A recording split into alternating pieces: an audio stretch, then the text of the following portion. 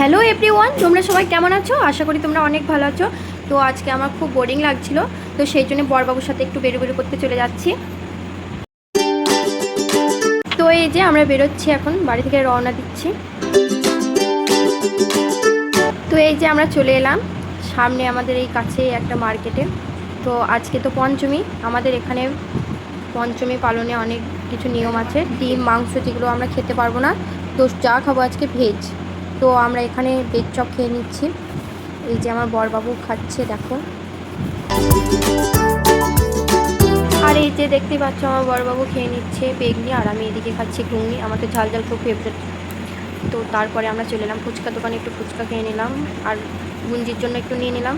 তারপর চলে এলাম রেস্টুরেন্টে এখানে অর্ডার করলাম। তারপরে এখানে বসে থাকলাম। আর এই যে তারপরে দেখতেই পাচ্ছ আমার বরকে বললাম আমি আর কিচ্ছু খেতে পারবো না, তারপরেও আমাকে বলছে খেতেই হবে।